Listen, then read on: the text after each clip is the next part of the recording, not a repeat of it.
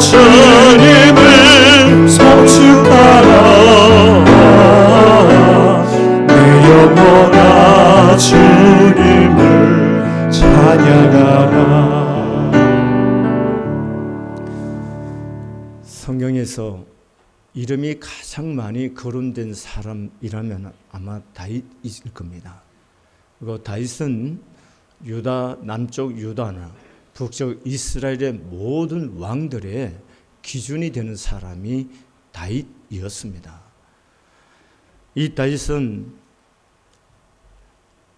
다윗이 통치하던 시대는 다윗이 하나님의 은혜를 입어서 큰 평화를 이루고 많은 땅을 정복해서 다스리고 또 재정적으로 넉넉하고 풍족한 그런 시대입니다. 이런 시대에 왕이라면은 아마 인간적인 욕심이 많이 생겨서 제국을 건설해보고 싶은 마음이 들 수도 있었을 겁니다. 왜냐하면 다윗은 전쟁에 나가면은 모든 전쟁에서 승리를 했습니다. 그리고 국가 재정도 아주 탄탄합니다. 그러면 그 고대의 왕으로서 통치자로서 왜 옆에 있는 나라들을 공격해서 영토를 확장하고 또 노예를 잡아오고 그것을 제국을 확장해서 자기의 큰 제국을 만들고 싶은 유혹이 왜 없겠습니까? 그런데 다윗은 그런 제국에 대한 열망과 야망과 열심을 가지고 있던 분이 아니고 어떻게 하면은 이스라엘이 자기가 지배하고 통치하는 이 이스라엘 온 민족, 온 국가가 하나님이 다스리는 제사장 나라가 될까? 이것이 다윗이 꿈꾸는 나라였습니다. 여러분 성경에 그렇게 기록된 곳은 없습니다. 없지만 다윗을 주의 깊게 보면은 다윗은 어떻게 하든지 하나님이 지배하는 제사장 나라이기를 갈망합니다. 여러분과 제가 제일 잘 알듯이 다윗이 법궤를 메고 올 때에 그 법궤를 메고 오는 것이 너무도 기뻐서 그 법궤 안에서 춤을 덩실덩실 추던 사람이 다윗이 아닙니까? 그런 다윗입니다. 그리고 오늘 또 우리가 읽은 본문에 보면은 모든 백성들이 그리고 우리 후손들이 하나님께로 돌아와 온전히 하나님만 섬기기를 갈망하는 그런 염원이 이 다윗의 기도 속에 담겨져 있는 것을 볼 수가 있습니다. 이렇게 하나님을 사랑하고 하나님의 전을 사랑하고 하나님을 하나님이 지배하는 제사장 나라가 되게 하기 위해서 열망했습니다. 그러면 하나님이 지배하는 제사장 나라의 상징이 뭘까요? 그것이 성전이 아니겠습니까? 그래서 다윗은 성전을 나는 하나님의 전에서 하루를 사는 것이 나의 궁전에서 첫날을 사는 것보다 좋다라고 말했고 내가 여호와의 집에 영원히 거하리로다 이렇게 표현할 만큼 하나님의 전을 사모했던 사람이 다윗이었습니다. 그래서 다윗은 마음에 하나님의 전을 지어 올리기를 소원이 생겼고 그 사실을 나단 선지자에게 말을 했습니다. 나단 선지자도 그것을 옳게 여겼습니다. 그래서 그랬는데 하나님께서 나단 선지자에게 말합니다. 다윗이 그 마음은 내가 기뻐 봤지만 다윗은 전쟁을 통해서 피를 많이 흘린 사람이기 때문에 다윗을 통해서는 내가 성전을 건축하지 않겠다고 말합니다. 그의 아들 솔로몬을 통해서 하나님께서 성전을 건축하겠다고 다윗의 그 열망을, 그 소원을, 그 애타는 마음을 거절하였습니다. 사람이 받는 상처 중에 가장 큰 상처 중에 하나가 뭐냐면 거절입니다. 우리는 거절감 때문에 깊은 상처를 받습니다. 여러분, 오늘 하나님은 다윗에게서 하나님은 너무도 귀한 분이잖아요. 그래서 그 하나님을 사랑하는 마음으로 하나님께 온 마음을 쏟아서 성전을 건축에 올려드리겠다 하는데 하나님은 그걸 거절했어요. 그랬을 때 다윗이 얼마나 그 마음속에 섭섭함과 상처가 되겠습니까? 다윗은 그럼에도 불구하고 그 섭섭함과 그 거절감의 상처로 주저앉지 않고 오늘 본문 3절의 말씀에 보면 주의 전을 사모함으로 그 마음을 멈추지 않고 많은 재물을 성전을 건축을 할 수 있도록 재물을 준비합니다. 그래서 오늘 본문의 말씀에 4절의 말씀에 보면은 곧 오빌의 금 3,000 달란트와 수는 7천 달란트라 모든 성전 벽에 입히며 그렇게 말했습니다. 다윗이 성전을 사모해서 그 거절에도 불구하고 하나님의 성전을 위해서 드린 금이 3천 달란트라는 겁니다. 여러분 3천 달란트 하면은 우리의 머릿속에 개념이 잘 안 잡힙니다. 1달란트는 30kg입니다. 30kg은 여러분 10,000g이죠. 3만 g이 되는 거죠. 1달란트, 금 1달란트는 3만 g이 됩니다. 3만 g. 여러분 우리가 금반지를 할 때에 그 한 돈이라고 말을 하잖아요. 한 돈 이렇게 말을 할 때 그 금 한 돈이 3.75g입니다. 그게 한 돈입니다. 그러면은 3만 돈이라는 것은 1달란트가 3만 돈이라는 것은 8천 돈이 되는 거죠. 8천 돈. 아시겠죠? 그러면 우리가 한 돈을 오늘 시세로 제가 얼마인지 모르겠어요. 그냥 15만 원 정도 퉁쳐 갖고 한번 계산해 보겠습니다. 15만 원 정도 된다면 금 1달란트는 12억 원이 되는 거예요. 12억 원, 1달란트가. 그러면 다윗이 드린 금이 몇 달란트입니까? 3천 달란트예요. 3천 달란트면은 우리가 1돈을 15만 원씩 계산했을 때 얼마냐면 3조 6천억 원이 되는 거예요. 어마어마한 숫자가 아닙니까? 왕이 개인적으로 드린 하나님의 성전을 위해서는 금만, 은을 빼고도 금만 현재 돈으로 따졌을 때 3조 6천 원을 드렸다는 거예요. 여러분, 그럴 뿐만 아니라 이에 다윗을 보고 백성의 지도자들과 백성들이 드린 금이 금 5천 달란트, 5천 달란트와 은 1만 달란트와 노 18,000 달란트, 그리고 철 7만 달란트를 성전 곳간에 드렸다. 이렇게 말합니다. 그래서 다시 이렇게 드리고 나니까 너무 기뻤어요. 기쁜데 자기가 드리는 것도 기쁜데 백성들이 마음을 다해서 드리는 모습을 보니까 너무 기뻤습니다. 그것이 9절의 말씀에 나옵니다. 백성들은 자원하여 들었으므로 기뻐하였으니 곧 그들이 성심으로 여호와께 자원하여 들었으므로 다윗 왕도 심히 기뻐하니라. 이렇게 했습니다. 그러니까 성전 건축에 대한 거절감에도 불구하고 다윗은 하나님의 전을 사모하는 열망이 얼마나 크냐면 그 거절에도 불구하고 성전을 향해서 3조 6천 원이나 되는 금을 바치고 또 음은을 바치고 철을 바치고 그리고 백성들이 감동을 먹어서 또 기쁜 마음으로 5천 달란트의 금을 바치고 이렇게 해서 다들어지는 재물이 곳간이 가득하단 말입니다. 이런 모습을 보고 다윗이 심히 기뻐하였다. 이렇게 말하는 겁니다. 그리고 오늘 고백에 보면은 13절의 말씀에 보면은 우리 하나님이여 이제 우리가 주께 감사하오며 주의 영화로운 이름을 찬양하나이다. 다윗은 하나님 앞에 뭐예요? 감사를 드리고 찬양을 드리고 있는 거예요. 거절감에 상처받고 무너져 있는 것이 아니고 에라 그렇게 되면은 드린 어마어마한 재원을 가지고 제국 건설을 하기 위해서 전쟁을 일으키지 아니하고 거절당했음에도 불구하고 하나님의 전을 사모하는 열심히 덕심해서 그 금을 다 하나님께 드리고 기뻐하였고 하나님께 도리어 감사하고 찬양을 드렸다는 것입니다. 어떻게 다윗이 이렇게 하나님께 감사하고 찬양을 할 수 있는 사람이 될 수 있는가 하는 겁니다. 저도 이게 너무 궁금합니다.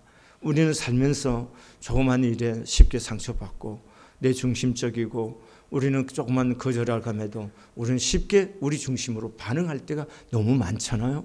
그런데 다윗은 하나님께 이런 거절을 당함에도 불구하고 그 하나님을 향해서 기뻐하고 감사하고 찬양을 드리는 이런 모습을 보면서 저는 개인적으로 신앙적으로 굉장히 큰 도전을 받고 어떻게 하면 다윗처럼 그렇게 하나님께 믿음으로 반응하고 다윗처럼 은혜를 입고 다윗처럼 하나님의 복을 받는 삶을 살 수 있을까 하는 것이 저의 간절한 개인적인 열망이고 기도 제목이기도 합니다.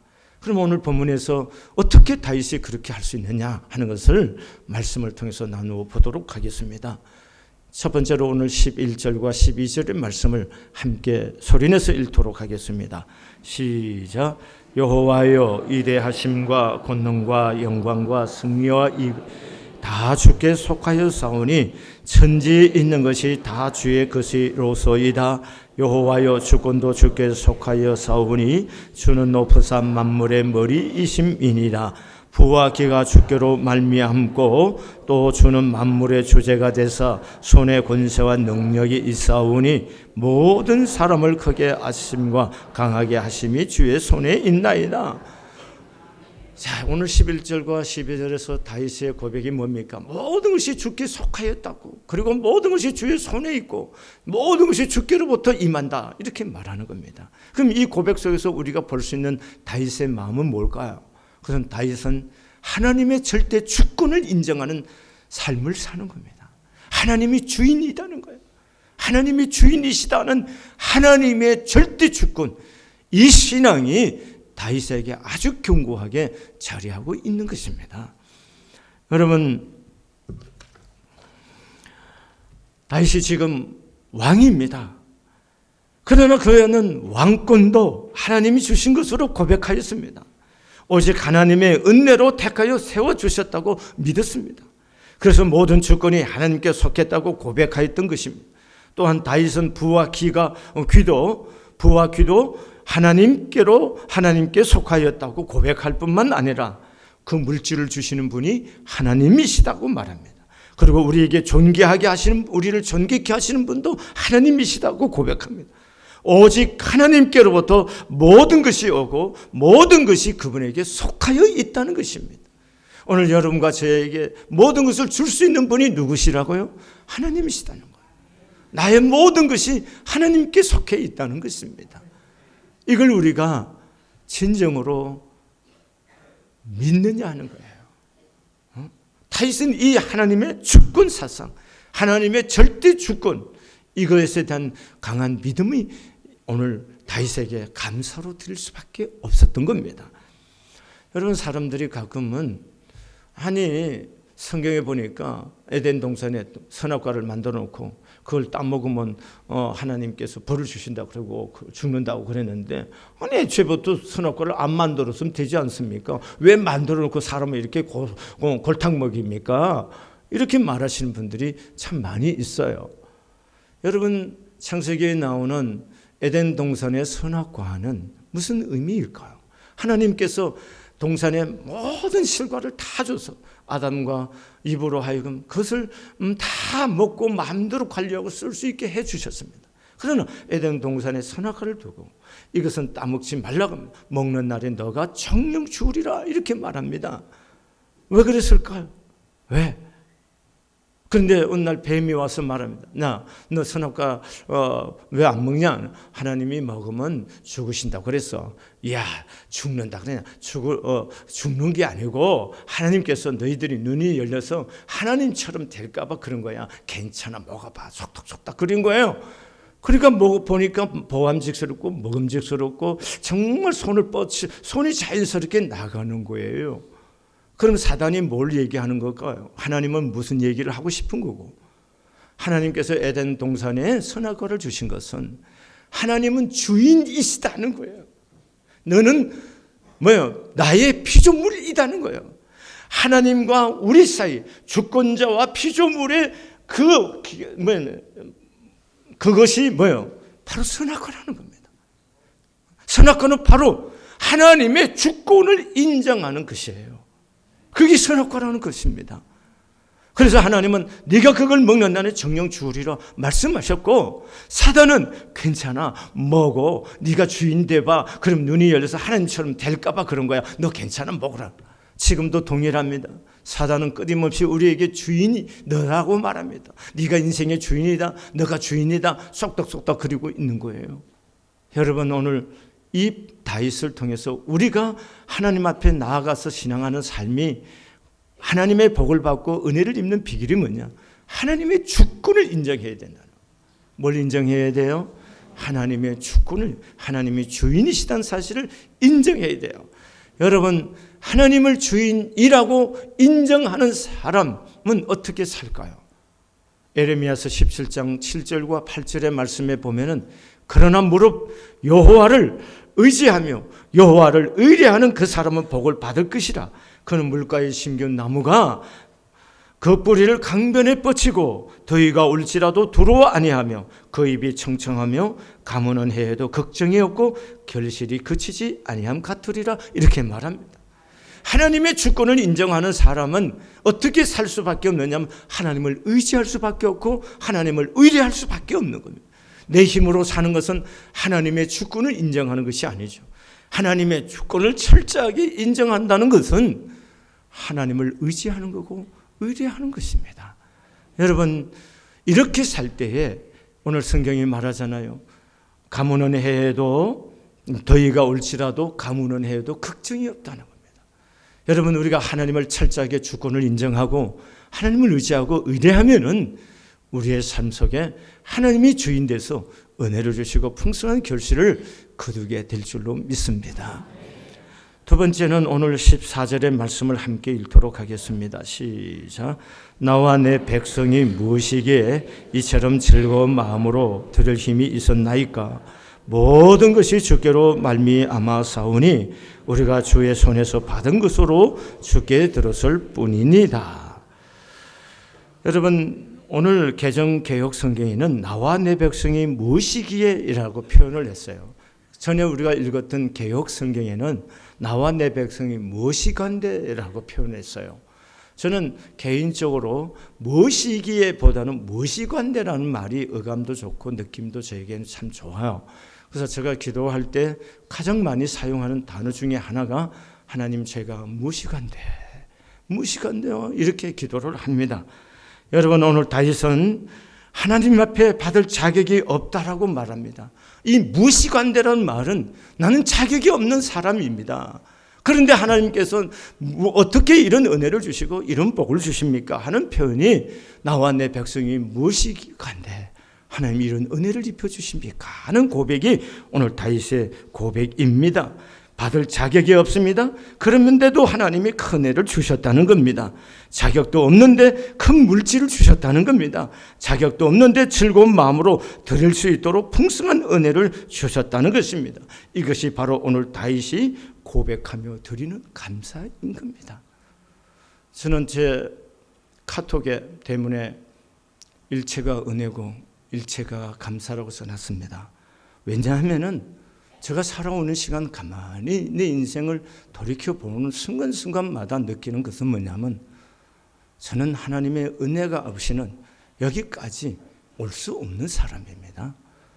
왜냐하면은 저는요, 제가 저 자신을 바라볼 때마다 절망하는 시간이 많아요. 왜냐하면 저는 목사로서 품성이 좋은 사람이 아닙니다. 저는 성격이 급하고 다혈질입니다. 그리고 화도 벌컥벌컥 내서 사람들이 심장이 멈추도록 그렇게 화도 내는 그런 성질의 사람이에요. 이런 성품은요, 목사로서 정말 부족한 사람이에요. 저는 너무도 잘 알아요. 나는 목사로서 자질이 부족하고 자질이 안 되는 사람이라는 것을 너무도 저 자신이 절감하고 뼛속 깊이 느끼는 사람입니다. 그럼에도 불구하고 하나님이 나 같은 사람을 불러주셨다는 거예요. 그리고 제가 갖고 있는 인간적인 조건, 그 어느 것도 이만한 교회를 할 수 있는 사람이 못 됩니다. 그냥 목사가 되는 것은 어떻게 불러서 되겠지만 이만한 목회를 할 수 있는 것은 저는 개인적으로 내 인생에 있어서 내 개인 자질로서는 전혀 될 수 없는 사람입니다. 그렇기 때문에 제가 기도할 때마다 하나님을 향해서 고백이 뭐냐? 하나님, 내가 무엇이간데 내게 이런 은혜를 주십니까? 이것이 하나님을 향한 나의 고백입니다. 사랑하는 교회 여러분, 여러분이 살아온 지난 날들을 한번 깊이 돌아보세요. 지금 여러분이 받고 있는 이 삶의 자리, 여러분 누릴만한 그만한 사람입니까? 우리 모두가. 여러분, 그런데 하나님이 여러분 은혜를 주시지 않았습니까? 어느 사람이 부지런히 살지 않습니까? 어느 사람들이 열심으로 돈을 벌고서 아침부터 저녁까지 다름질하지 않습니까? 또 어떤 사람은 어떤 학생이 공부를 열심히 하지 않습니까? 모두 다 잘 되려고 공부하고 노력하고 새벽부터 일어나서 땀 흘리고 수고하잖아요. 그런데 여러분에겐 건강도 주셨고, 그리고 여러분에게 오늘 이 많은 삶을 누릴 만한 복도 주셨잖아요. 이것이 하나님의 은혜가 아닙니까? 그래서 저는 생각해 보는 거예요. 제가 무식한데요. 무식한데 하나님께서 이런 은혜를 주십니까? 나는 받을 자격이, 이 자리에 설 수 있는 자격이 도무지 없는 사람이라는 거예요. 그런데 하나님이 은혜로 나를 여기 있다는 겁니다. 여러분 건강할 때는 여러분 다 내가 건강한 줄 알아요. 그런데 여러분이 병이 들어서 수술을 받고 병과 씨름하는 자리에 한번 있다고 생각해 보세요. 그러면 지난날 내게 주신 건강이 다 은혜가 아니겠습니까? 그러면 하나님이 주신 것이 그때야 비로소 뭐합니까? 은혜란 것을 알게 되는 거예요. 그러나 다윗은 그런 자리에, 병든 자리에, 망한 자리에 가지도 않았지만 가장 잘 나간 시간에도 하나님이 내가 무식한데 내가 이런 은혜를 주셔서 이렇게 주를 사랑하게 하고, 우리 백성과 내가 무식한데 하나님께 이렇게 드릴 수 있는 재물을 주셨나이까? 또 이렇게 드릴 수 있는 은혜를 주셨나이까? 이것이 오늘 다윗이 고백하는 겁니다. 이 하나님의 은혜, 모든 것이 하나님의 은혜라고 깨달을 때 사람은 감사할 수밖에 없는 겁니다. 여러분, 이 은혜가 오늘 여러분과 저에게도 있어지기를 바랍니다. 우리 하나님 앞에 찬양으로 고백 한번 드리도록 하겠습니다. 내가 지금까지 지내온 것은 주의 은혜라.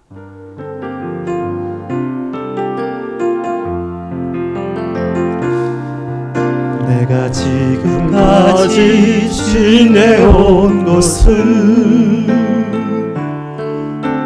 주의 은혜라, 주의 은혜라. 지금까지 지내온 것은, 내가 지금까지 지내온 것은 주의 은혜라, 주의 은혜라. 지금까지 지내온 것은 주의 은혜라, 주의 은혜라. 지금까지 지내온 것은 주의 은혜라, 주의 은혜라.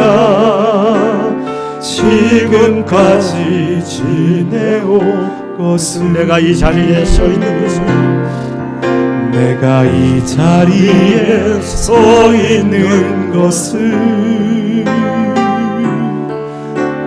주의 은혜라, 주의 은혜라. 이 자리에 서 있는 것은 주의 은혜라, 주의 은혜라. 이 자리에 서 있는 것은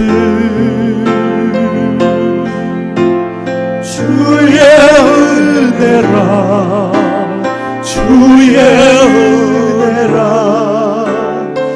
이 자리에 서 있는, 이 자리에 서 있는 것은 다시 한번 부르겠습니다. 내가 이 자리에 서 있는 것은 주의 은혜라, 주의 은혜라. 이 자리에 서 있는 것은, 내가 이 자리에 서 있는 것은 주의 은혜라, 주의 은혜라. 이 자리에 서 있는 것을 주의 은혜라 주의 은혜라 이 자리에 서 있는 것을 주의 은혜라 주의 은혜라 이 자리에 서 있는 것을 주의 은혜라 주의 은혜라 주의 은혜라 이 자리에 서 있는 것을 주의 은혜라 주의 은혜라 이 자리에 서 있는 것을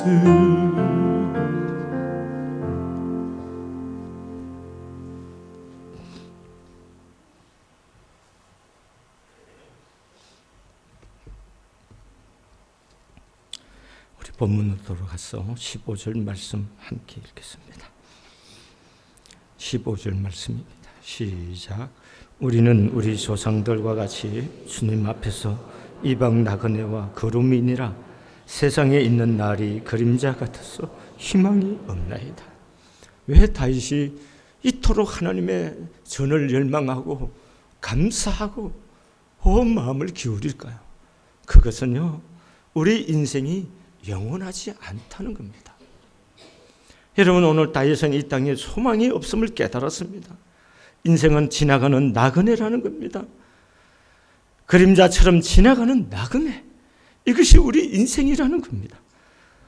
나그네 인생이 소망이 어디 있는가요? 오직 하늘에 있는 거 아닙니까? 여러분과 제가 이 땅에 와서 어떤 사람은 60년이고 70년이고 조금 더 길면 요즘은 80도 살고 90도 살지만 그 시간이라는 것은 그냥 왔다가 가는 나그네 일, 거루민이라 그랬습니다. 거루민이 뭔가요? 순례자라는 것입니다. 우리는 하나 왔다가 그냥 가는 순례자일 뿐이라는 것. 다윗은 이걸 깨달았다는 것.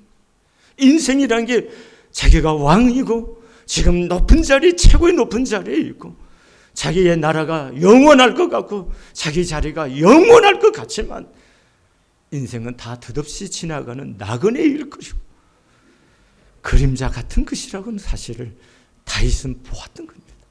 그래서 하나님을 향해서 온 마음을 기울여서 하나님 앞에 그 온 힘을 쏟아서 하나님 앞에 성전 건축을 위해서 제물을 드리고 헌신한 모습을 볼 수가 있습니다. 대만의 두 번째로 갑부이었던 대만 플라스틱 그룹의 회장이었던 왕융칭 회장님께서 별세했을 때에 그 자녀들에게 남긴 편지가 중화권 언론에서 굉장히 센세이션을 일으켰습니다. 여러분, 왕 회장님께서 그 자녀들에게 남긴 편지 속에 이런 말들이 있습니다. 모두가 재물을 바라지만 태어날 때부터 가지고 태어난 사람은 없고 누구도 떠날 때 가지고 떠날 수 없다. 모으는 재산은 다룰지 모르지만 세상과 작별할 때는 재산도 모두 사이로 돌아가는 것은 예외가 없다. 그는 자녀들에게 또 당부합니다. 재물은 하늘이 우리에게 잘 관리하고 쓰라고 맡긴 것이라는 본질을 알고 이런 인식하에 인생을 충실히 꾸려가기를 바란다. 또한 사회에 공헌하고 사람들에게 행복을 주는 것을 주요 뜻으로 삼되 오직 개인의 사례를 도모하는 것을 목표로 삼지 않기를 바란다고 말했습니다. 여러분, 이 왕융칭 이 회장님은 하나님이 없는 분이시지만 그러나 인생을 잘 직관하고 삶을 바라볼 줄 아는 눈이 열린 사람이라. 인생을 어떻게 사는 것이 잘 사는 것인가를 분별한 이분은 자녀들에게 뭘 얘기하는 겁니다. 재물이 영원하지 않아. 재물은 맡겨진 것이다. 우리는 맡겨진 것이다. 그리스도가 말씀하신 것은 우리의 시간이라는 것도, 우리의 생명이라는 것도, 우리의 재능이라는 것도, 우리의 물질이라는 것도 하나님께서 우리에게 유임시켜서 맡겨준 것이라는 것. 그 맡아진 것을 가지고 우리에게 주어진 시간, 하나님의 영광을 위해서 살라는 것입니다. 다윗은 이것을 깨달은 것이에요. 그래서 그것을 보았던 사람이기 때문에 하나님 앞에 마음을 써서 주께서 맡겨진 것으로 하나님의 영광과 하나님의 뜻을 위해서 쏟아 부을 수가 있고 감사하고 찬양할 수가 있었던 것입니다. 사랑하는 교회 여러분, 여러분과 저도 이 땅에서 영원하지 않습니다. 제가 우리 교회에서 10시에서 12시까지 매일 중보 기도하는 우리 어르신들이 계십니다.